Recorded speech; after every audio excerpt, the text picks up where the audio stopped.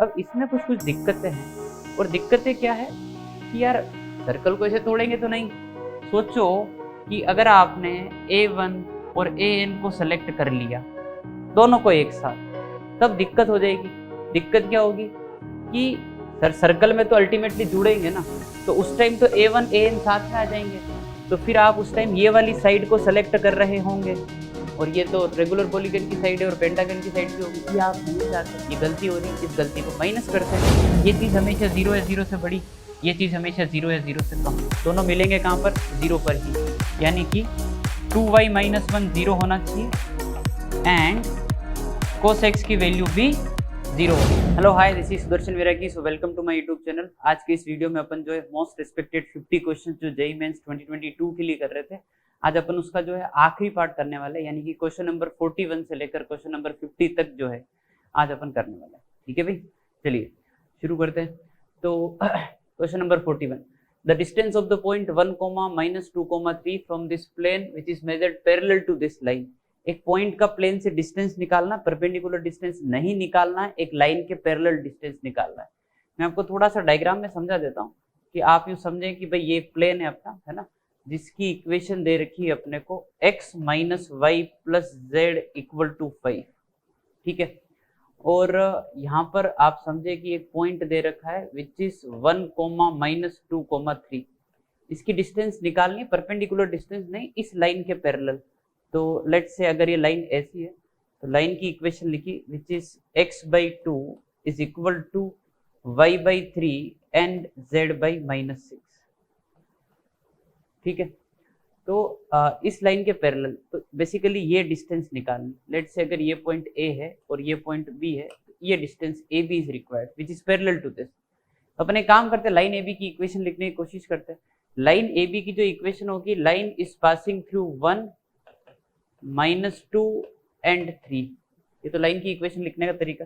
Direction ये वाली उठा लेंगे, है ना, 2, 3 और -6 = लैम्डा किया, और ये जो जनरल पॉइंट है जो B वाला है वो लिखने की कोशिश करते हैं, क्योंकि इस प्लेन पे लाई कर रहा है, लाइन पे भी है, तो लाइन का जनरल पॉइंट है ना, वो आ जाएगा अपने पास 2 लैम्डा + 1, 3 लैम्डा - 2 और -6 लैम्डा + 3। देखिए क्या, 2 लैम्डा + 1, 3 लैम्डा - 2, -6 लैम्डा + 3। बी वाला जो पॉइंट है वो प्लेन पे लाई करता है, तो इसको जो है प्लेन की इक्वेशन में उठाकर अपन पुट कर देते हैं, ये वाली इक्वेशन, है ना। तो यहाँ पे आ जाएगा 2 लैम्डा + 1, फिर आ जाएगा -3 lambda + 2 and z, so -6 lambda + 3 = कितना हो जाएगा 5।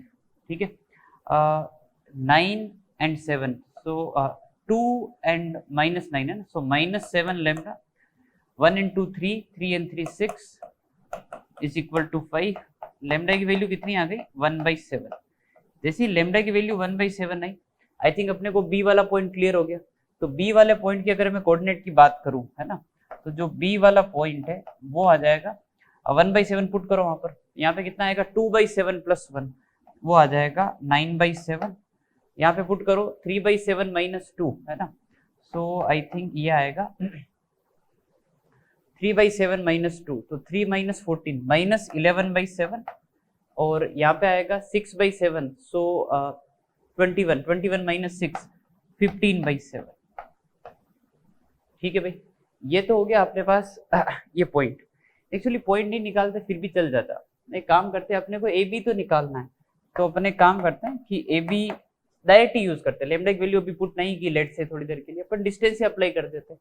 तो ये कितना आ जाएगा 4 लैम्डा स्क्वायर, 3 लैम्डा -2 एंड -2, ये आ जाएगा 9 लैम्डा स्क्वायर, और 6 लैम्डा 3 और 3 गया, ये आ जाएगा 36 लैम्डा स्क्वायर।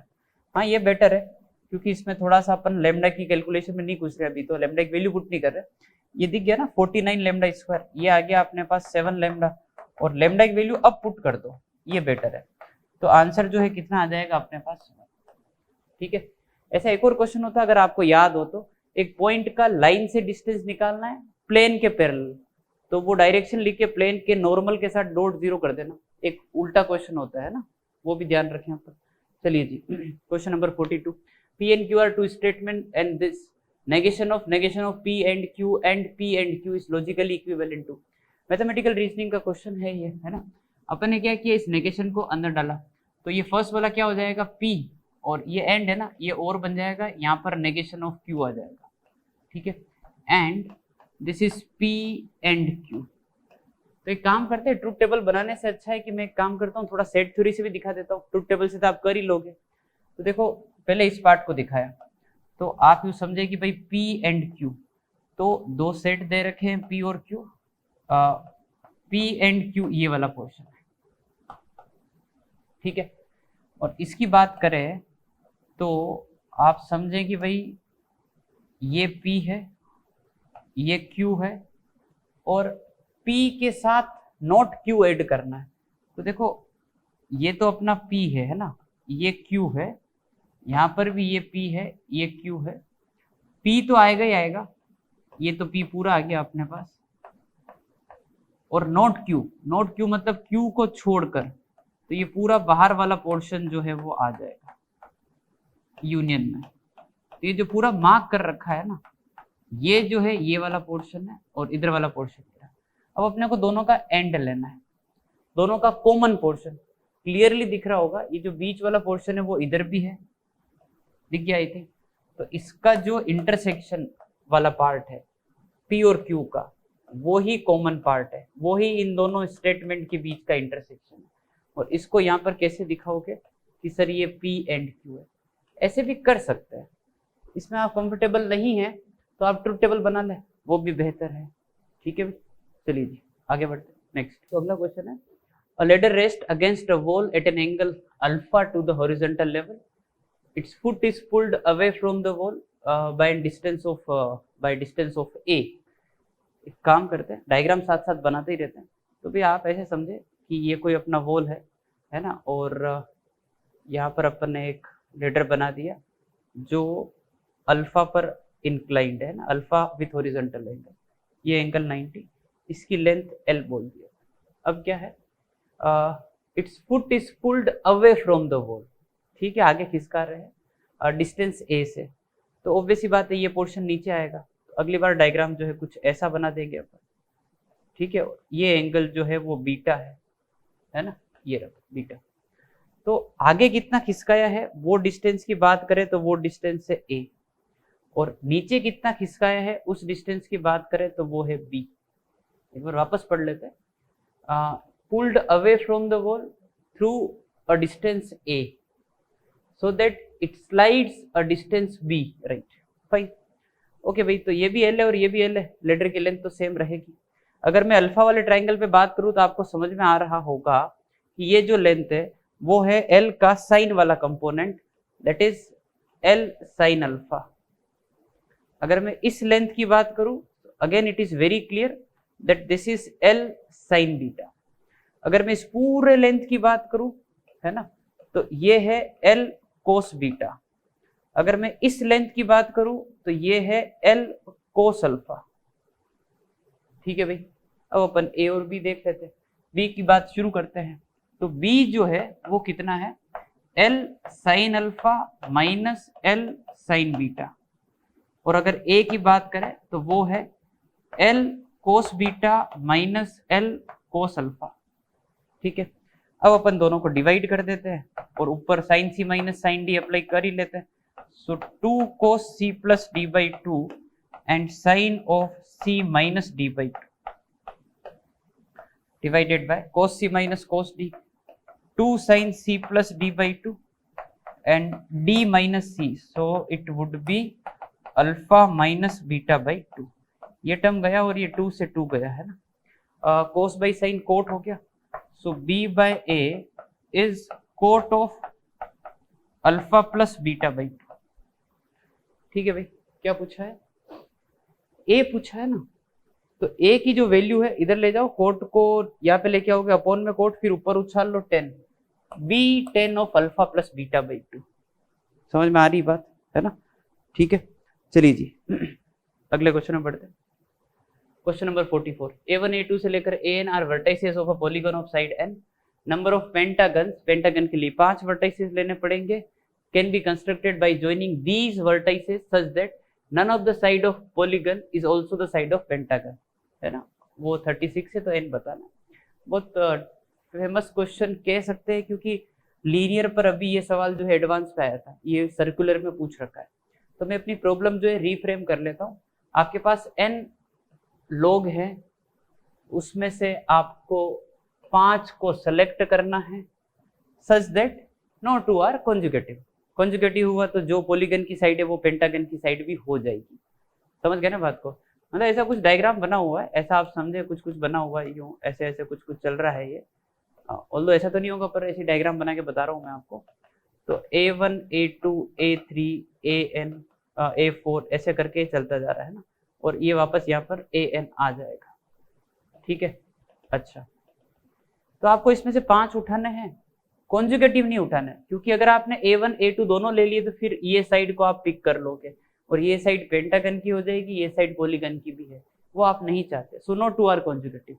तो आप क्या करते हैं इस क्वेश्चन में, आप क्या करो, यहाँ पर ब्रेक कर दो, इसको यहाँ से तोड़ दो, इसे समझो कि तोड़ दिया, इसको लीनियर बना दिया। अब लीनियर बना दिया तो अब ऐसा बन गया ये, यहाँ पर जो है ऐसे लोग बैठे हुए हैं, A1 A2 A3 A4 से लेकर इस प्रकार से ना AN देन AN-1 ऐसे। आपको 5 लोग उठाने, आप क्या करो, n में से 5 पहले गायब कर दो। n-5 के बीच में कितने गैप आएंगे? लीनियर में एक ज्यादा गैप आता है, तो n-5 + 1 गैप आ गए, यानी कि n-4 गैप। इन n-4 गैप में से आप 5 गैप को सेलेक्ट करके उनको वापस प्लेस कर दो, तो होगा क्या, वो गैप में जाएंगे ना, तो कोई भी कॉन्जुगेटिव नहीं आएंगे। ठीक है, ये इस प्रॉब्लम को समझाने का तरीका है। स्टैंडर्ड फॉर्मूला एक तरह भी बच्चे याद करते हैं, पर ये तो हुआ लीनियर में तोड़ा आपने। अब इसमें कुछ कुछ दिक्कतें हैं, और दिक्कतें क्या है कि यार सर्कल को ऐसे तोड़ेंगे तो नहीं। सोचो कि अगर आपने A1 और AN को सेलेक्ट कर लिया दोनों को एक साथ, तब दिक्कत हो जाएगी। दिक्कत क्या होगी कि सर सर्कल में तो अल्टीमेटली जुड़ेंगे ना, तो उस टाइम तो A1 AN साथ में आ जाएंगे, तो फिर आप उस टाइम ये वाली साइड को सेलेक्ट कर रहे होंगे, और ये तो रेगुलर पॉलीगन की साइड है और पेंटागन की साइड भी होगी, ये आप नहीं चाहते, ये गलती हो रही, इस गलती को माइनस करते हैं। तो अब अपने को वो कैसे स्पीक करने हैं जिसमें A1 AN को हमेशा सेलेक्ट किया है, और अंदर से इस प्रकार से सिलेक्शन है कि नो टू आर कॉन्जुगेटिव। तो सोचो A1 AN को सेलेक्ट कर लिया, अब कितने और करने हैं? 3।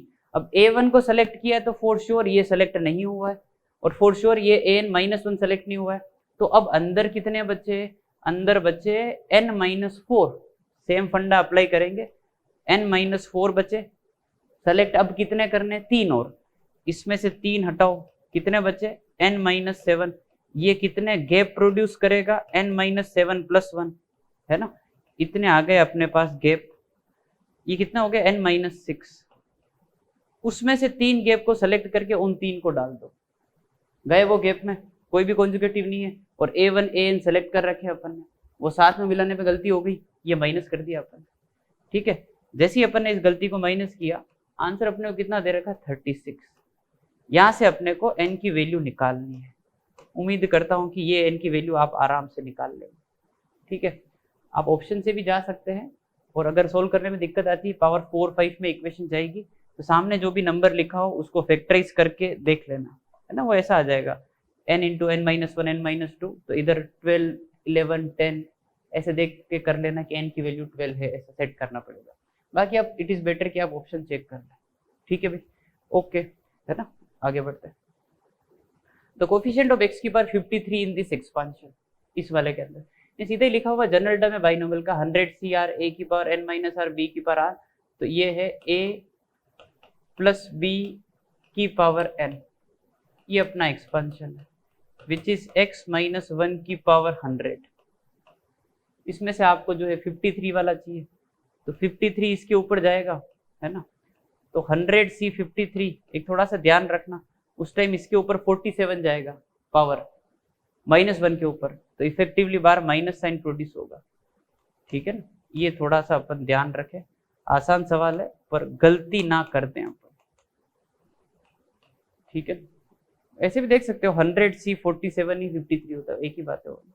ठीक है भाई, चलिए आगे बढ़ते next. Question number 46, right? The coordinate of foot of perpendicular from 103 to the line joining these 2 points. Standard सवाल है वेक्टर 3D का, लाइन ज्वाइनिंग 2 पॉइंट्स।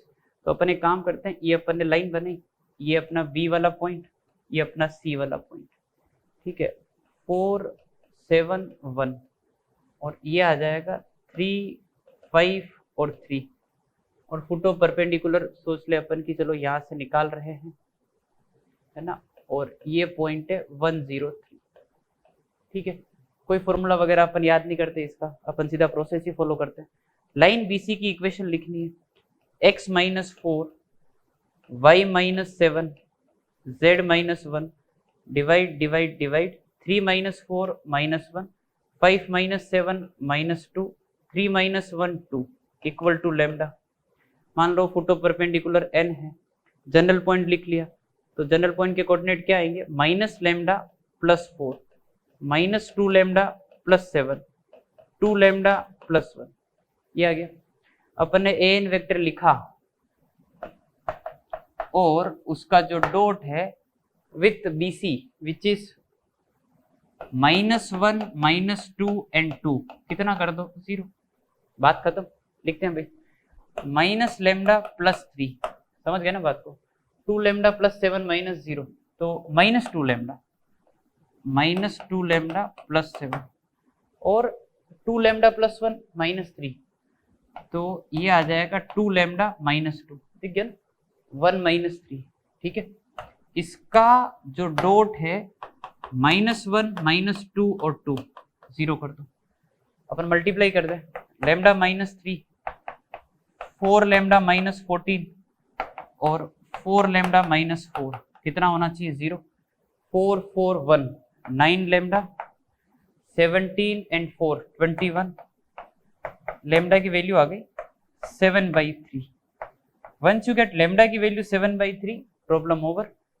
अपने को I think foot of perpendicular ही निकालना है ना, तो ये जो पॉइंट अपन ने लैम्डा की टर्म में जो लिखा हुआ है ना, यहाँ पर अपन लैम्डा की वैल्यू कितनी पुट कर दे, 7/3 यहाँ पुट करते हैं, -7/3 + 4 12 - 7 5/3, ठीक है। वैसे तो एक ही ऑप्शन आ रहा, वही सही है ठीक है, -14/3 और प्लस कितना 7, तो 14 7/3, ठीक है, और 7/3 यहाँ पर है ना, तो कितना हो गया 14 एंड 3 17, ठीक है, 17/3, तो ये ऑप्शन जो है वो अपना करेक्ट हो जाएगा। ये वेक्टर 3D का थोड़ा सा ध्यान रखना है, फुट ऑफ परपेंडिकुलर प्लेन के लिए, लाइन के लिए, इमेज वगैरह, प्लेन का तो फॉर्मूला होता है बट लाइन में कैलकुलेशन करनी पड़ती है, ठीक है, और इंपॉर्टेंट भी होते हैं क्वेश्चन यार, ठीक है जी। Shortest distance between 2 line, direct formula, सीधा स्क्यू लाइंस के, ये स्क्यू लाइंस दिख गई क्या, पैरेलल तो नहीं है, है ना, देख लेते हैं, 2 - 7, हाँ नहीं है, ठीक है, डायरेक्शन प्रोपोर्शनल नहीं है। शॉर्टेस्ट डिस्टेंस क्या आ जाएगा, B - A का dot with P cross Q divided by P cross Q का मोड, और ये ओवरऑल मोड, ये shortest distance between 2 skew lines का फॉर्मूला। आपको याद ही होगा कि यार ये A B P Q क्या होते हैं, तो आई थिंक ये वाला जो पार्ट है ये A होता है, ये वाला जो पार्ट है ये B होता है, ये जो है P होता है, और ये जो है Q होता है। तो फर्स्ट ऑफ ऑल अपन जो है P क्रॉस Q निकाल लेते हैं, ठीक है ना, तो P क्रॉस Q ये आ जाएगा 2 - 7 5 2 1 एंड -3, ठीक है, -21 - 5 16 -6 एंड -10, -16 का +16 हो जाएगा वापस, और 4 एंड 14, सॉरी नॉट 4, 2 एंड 14 16, बढ़िया।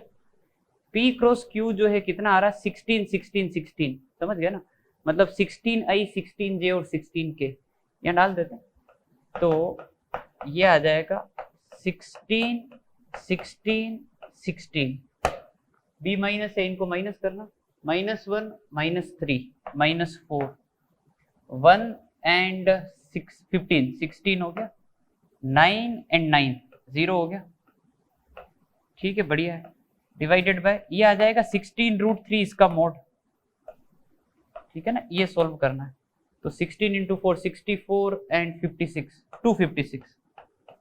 256 और 64, डिवाइडेड बाय 16√3। मोड लगाने की जरूरत नहीं है मेरे हिसाब से, ये 2 and 19, सो 192 बाय 16√3। थोड़ी कैलकुलेशन करनी पड़ती है, 1 and 2 सो 12 है ना, और बाई √3। हाँ ठीक है, ये √3 मल्टीप्लाई कर दो तो 4√3 आ जाएगा डिस्टेंस। ठीक है, √3 मल्टीप्लाई डिवाइड कर लो, हो जाएगा 4√3। ठीक है, तो बस फॉर्मूला याद होना चाहिए, कैलकुलेशन में हड़बड़ाना नहीं है, आराम से करनी है। ऐसे क्वेश्चन जो स्ट्रेट फॉरवर्ड होते हैं वो गलत होने के चांसेस भी रहते हैं, मतलब गलत इन द सेंस की आंसर मैच करते ही नहीं है, बहुत बार गलत भी हो जाता है अगर कोई ऑप्शन हो तो। यहाँ पर कैलकुलेशन आराम से करनी जब क्वेश्चन थोड़ा आसान हो तब। ठीक है, चलिए जी, डिटर्मिनेंट का सवाल। ए दे रखा है AIJ, बी दे रखा है BIJ, और BIJ के जो एलिमेंट है वो यहाँ से आएंगे, है ना। फिर C है, C के एलिमेंट ऐसे डिफाइंड है, और फिर अपने को डिटर्मिनेंट ऑफ A दे रखा है, determinant of B plus determinant of C निकालना। बेसिकली प्रॉपर्टीज ऑफ डिटर्मिनेंट का यूज होगा, इसमें दिख रहा है। अपने काम करते B को लिखना चालू करते हैं। तो जो B वाला जो डिटर्मिनेंट है वो है AIJ से डिफाइंड है ना, तो मैंने क्या किया, एक बार तो एलिमेंट फिल कर दिया, A11, A12, A13, A21, A22, A23, फिर है A31, A32, A33। ठीक है, ये तो एलिमेंट फिल किए। अब ये 3 की पावर I माइनस J, तो यहाँ पे तो कुछ आएगा नहीं डायगोनल पे, क्योंकि I इक्वल टू J है। और 1 2 पे आ जाएगा 1 माइनस 2, सो 1/3। 1 3 पर 1 माइनस 3, सो 1/9 आ जाएगा। 2 1 पे 3, 3 2 पर 1/3, 3 1 पे 9, और 3 2 पर 3, बस ठीक है, 3 3 पर दिख गया होगा। अब यार देखो, कैसे भी करके इस डिटर्मिनेंट को इन टर्म्स ऑफ A ही लिखना है। अपन इसके लिए क्या कर सकते हैं, मतलब कुछ कॉमन वगैरह लेना है ना, वो वाली बात है। तो अपन चलते हैं कि भाई अपन ने जो है यहां से है ना C, ठीक है चलो R3 से ना, मैंने एक बार क्या किया, 3 कॉमन लिया।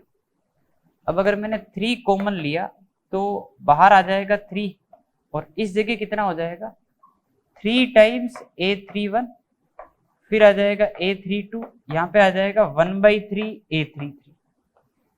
ऐसा देखो, कैसे भी करके मेरे को इसको A11, A12 जैसा लिख, मतलब सिर्फ ये AIJ होने चाहिए ताकि मैं डिटर्मिनेंट ऑफ A से रिलेट कर पाऊँ, कुछ ऐसा। अच्छा, बाकी सारे एज इट इज कि A22, फिर 1/3 A23, A11, 1/3 A12, और 1/9 A13। ये 3 बार आ गया R3 से। ठीक है, अब अपन एक काम करें, R3 से कर लिया ना अपन ने। अब जो है अपन R1 से जो है 1/3 कॉमन निकालते हैं, 1/3। ठीक है, तो 1/3 कॉमन निकालने से क्या होगा, 3 और फिर ये 1/3, यहाँ पे क्या आ जाएगा, 3 इंटू A11, 1/3 तो बाहर चला गया है ना। ठीक है, 1/3 बाहर चला गया, तो यहाँ पे बचेगा A12, फिर यहाँ पे 1/3 बाहर लिया ना, 1/3 A13, फिर आ जाएगा 1/3 A23, 1/3 A33, और फिर इस जगह पर 3A21, 3A31, फिर 22 और 33।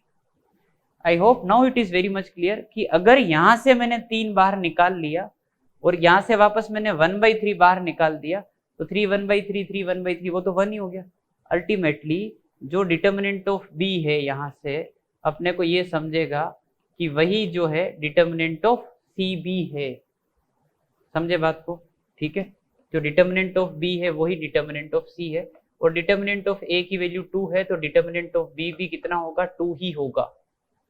अब अगर मैं ये बात करूं कि अगर ये 4 की पावर I माइनस जे है ना, तो भाई जैसे 3 की पावर I माइनस जे था वैसे ही 4 की पावर I माइनस जे भी होगा। इधर 3 1/3 2 बार आया, उधर 4 1/4 बार आएगा, सेम पैटर्न फॉलो होगा। तो इससे अपन ये प्रूव करेंगे कि जो डिटर्मिनेंट ऑफ सी है वही डिटर्मिनेंट ऑफ बी है, और डिटर्मिनेंट ऑफ बी ही डिटर्मिनेंट ऑफ ए के बराबर है, और ए की वैल्यू 2 है तो इन दोनों की वैल्यू भी 2 है, तो ये भी कितना आ जाएगा 2, 2 + 2 कितना हो जाएगा 4। बहुत प्यारा सवाल है डिटर्मिनेंट का ये, ठीक है भाई, है ना, बहुत आराम से करना है, कॉमन लेने में गलती ना हो जाए अपने से, ठीक है। चलिए आगे बढ़ते हैं, डिटर्मिनेंट का एक और सवाल, A square B square C square A plus lambda B plus lambda C plus lambda का होल स्क्वायर, फिर माइनस कर दिया लेमडा, है ना, और ये दे रखा है लेमडा टाइम्स ऐसा, तो अपने को के निकालना है, इसी को सोल्व करते हैं। तो देखो यहाँ पे क्या अंदर से लेमडा गायब करना है, ये पर्पज है। मैंने क्या किया, इस जगह पर इस रो के पीछे पड़ जाते हैं अपन, R3 को बदला मैंने R3 प्लस R2, ये A square B square 2ab, ये A square B square minus 2ab, जोड़ने से वो 2ab वाली टर्म खत्म, जोड़ने से ये ए स्क्वायर दो बार बन गया ना, माइनस 2R1 उससे खत्म हो जाएगा। बस लिखना चालू करते हैं, तो R1 as it is, R2 as it is, A plus lambda B plus lambda और सी प्लस लेमडा, फिर यहां पर क्या आ जाएगा, दोनों को जोड़ दिया था 2ab गया, 2a स्क्वायर उससे खत्म कर दिया, तो यहाँ पे बचेगा अब 2 लेमडा स्क्वायर, 2 लेमडा स्क्वायर और 2 लेमडा, ठीक है यहाँ तक। अब इसके बाद क्या करें, एक तो 2 लेमडा स्क्वायर बाहर निकाल ही लेंगे, नीचे 1 1 1 हो गया, काफी हद तक ये दिखने भी लग जाता है, ठीक है। अब देखो इसके बाद ऐसा कर सकते हैं, अब इस पे फोकस करो R2 पर, यहां से भी अपने को मतलब लेमडा फिल्टर करना ही है ना। यहां से देखो ऐसा कर सकते हैं अपन कि जैसे भाई एक तो ए स्क्वायर इससे गायब कर दे अपन, ये वाले, है ना, कि जैसे इन दोनों को अपन ने माइनस कर दिया एक प्रकार से, तो मैं लिखना चालू करता हूँ, R2 की जगह जो है R2 माइनस R1, ताकि ए square B square C square तो खत्म हो गया, ठीक है। अच्छा फिर क्या करें, फिर अपन ये कर सकते हैं कि जैसे यहाँ पर वो लेमडा स्क्वायर आ रहा है ना, ये 2 लेमडा स्क्वायर है, -1/2 R3, -1/2 R3 से क्या होगा, लेमडा स्क्वायर भी खत्म होने लग जाएगा, ठीक है। ये अप्लाई करते हैं, और ये अप्लाई करने के बाद जो डिटर्मिनेंट आ रहा है वो यहाँ पर लिखूंगा मैं।